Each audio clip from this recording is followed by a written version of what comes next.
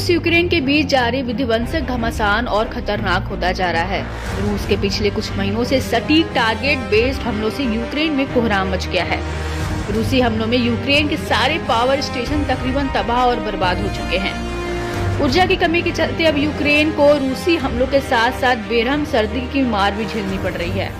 सर्दी का मौसम आने के साथ ही पूरे यूक्रेन में ऊर्जा का संकट फैलने वाला है। ऐसे में जेलेंस्की की मुश्किलें बेहिसाब जारी हैं।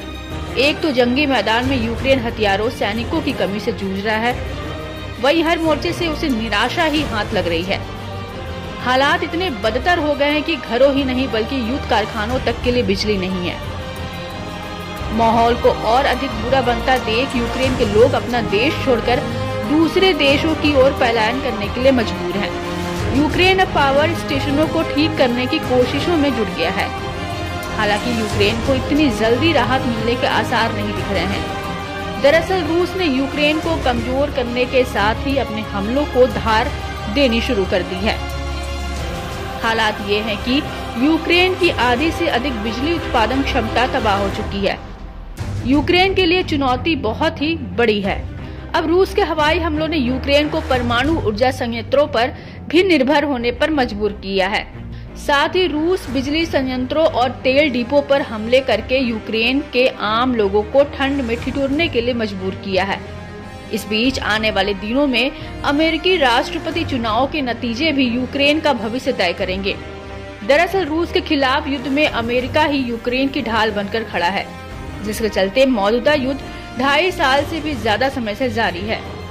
इस बीच राष्ट्रीय ग्रिड ऑपरेटर ने चेतावनी दी है कि यूक्रेन के बुनियादी ढांचों और उत्पादन सुविधाओं पर लगातार बड़े पैमाने पर गोलीबारी का मतलब है कि इस सर्दी में दैनिक बिजली खपत रोज 8 घंटे से ज्यादा की हो सकती है।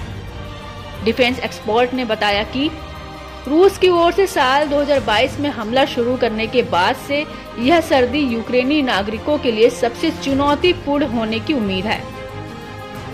रूसी मिसाइल हमलों से बिजली संयंत्रों को होने वाले नुकसान की सीमा इतनी गंभीर है कि उन्हें निकट भविष्य में ठीक नहीं किया जा सकता है। इतना ही नहीं, कुछ तो पूरी तरह से बर्बाद हो गए हैं, जिन्हें कभी ठीक नहीं किया जा सकता है। ऐसी आशंका है कि जापोरिजिया और खार्किव जैसे शहरों में सर्दियों में जीवन रुक सकता है। वहीं न्यूयॉर्क टाइम्स के मुताबिक रूस ने अपने कुर्स्क इलाके में यूक्रेनी सैनिकों को खदेड़कर फिर से कब्जा कर लिया है, जिससे हालात तनावपूर्ण हो गए हैं।